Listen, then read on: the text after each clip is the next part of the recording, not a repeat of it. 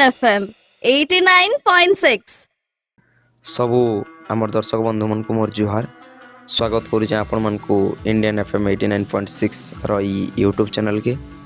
तो आज ये वीडियो माध्यम रे आपण को आमे देखै देबार ले जाऊ कि श्री रामचंद्र जन्मभूमि रु आइस्तिबार पूजित अक्षर के केनता कि हमर बलांगीर बजरंग दल सेना होम कार्य द्वारा सताके करूचन।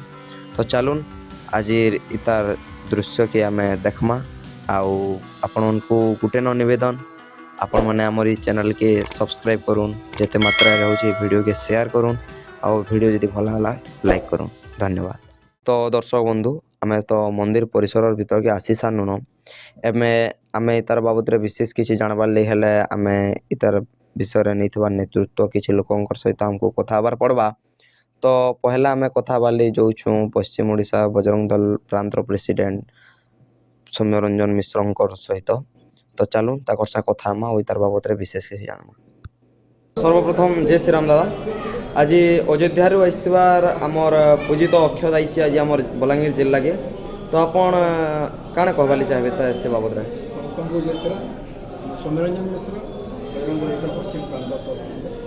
बहुत खुशी कथा आगामी जनवरी 22 तारिख रे श्री राम जन्मभूमि अयोध्या रे प्रभु श्रीराम भव्य मंदिर प्रतिष्ठा होगा जाऊँगी।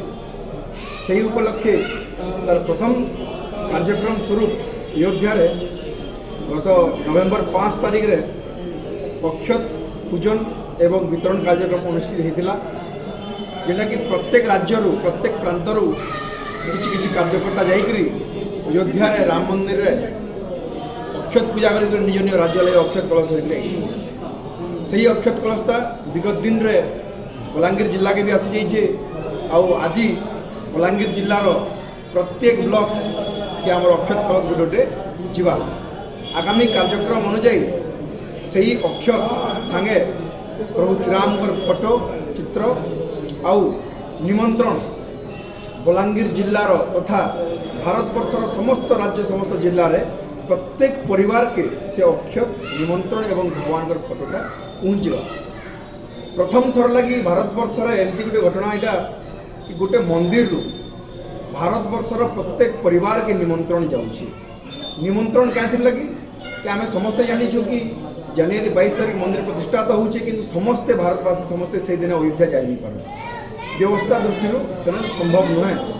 किंतु आमे जो अंचल रे बसवास करूँ जेन पड़ा जेन नगर जेन जगार आम बसवास करूँ से जगह के आम अयोध्या रे गोटे माहौल बने पार्मा से लगी ये निमंत्रण ये अक्षत इथि लगी दिया प्रत्येक परिवार के जनवरी 22 तारिख रे मंदिर प्राण प्रतिष्ठा है समय रे 10 घंटा समय 2 घंटा समय पर्यंत समस्ते निज निजर पड़ार जेकोसी मठर मंदिर रे जेकोसी धार्मिक स्थली रे भगवान प्रभु श्रीराम को नाम श्रीराम जय राम जय राम विजय महामंत्र जप करूँ हनुमान चालीसा करूँ रामचरित मानस करूँ सुंदराकांड करूँ किसी भी कार्यक्रम करी प्रभु श्रीराम को आम स्वागत जनामा भव्य मंदिर के।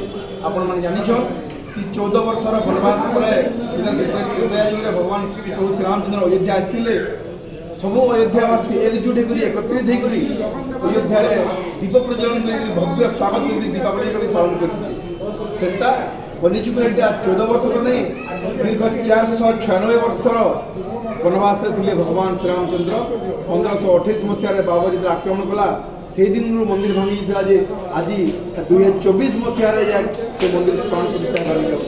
तो यही 496 वर्षर वनवास सारिक भगवान जेहेतु फिरुछन आम समस्ते भारतवासी निज निज अंचल समस्ते एकजुट होकर पूजा पर्वण कर समस्ते भगवान को ना नहीं कर स्वागत जनामा और संध्या 6 घंटा 5 घंटा 6 घंटा समय संध्या समय निजर घर सामने 5टा 7टा 10टा जहाँ भी हो दीप प्रज्वलन कर दीपावली स्वरूप भगवान को स्वागत जनावर व्यवस्था से लगी ही आज प्रत्येक ब्लॉक के अक्षत जाऊे से प्रत्येक पंचायत प्रत्येक गाँव प्रत्येक परिवार के जीवा और जनवरी 22 तारिख रे हमें समस्ते कार्यक्रम जोजना करी प्रत्येक हिंदू समाज हर्ष उल्लास सहित ये उत्सव के पालन करते इटा ही हमारा आशा विश्वास।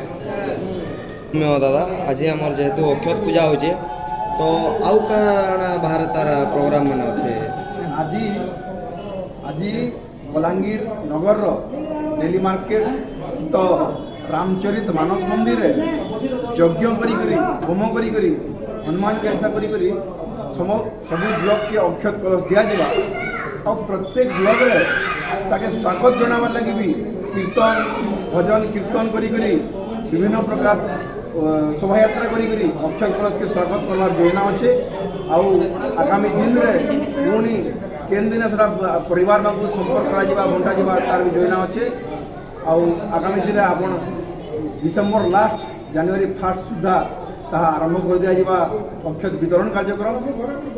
ଆମେ ଆଗାମୀ ଦିନରେ ଯାହା ବି ଆମର କାର୍ଯ୍ୟକ୍ରମ ହେବା ସୂଚନା ସ୍ୱରୂପ ଆମେ ତ ଆପଣ କହିବାର ଅନୁସାରେ ଶୃଙ୍ଖଳିତ ହିସାବେ ସବୁ ହିନ୍ଦୁ ପରିବାରକେ ଅକ୍ଷତଟା ନିମନ୍ତ୍ରଣ ହିସାବେ ତ ଧନ୍ୟବାଦ ସମୟ ଆପଣଙ୍କର ବହୁମୂଲ୍ୟ ଟାଇମ୍ ଆମକୁ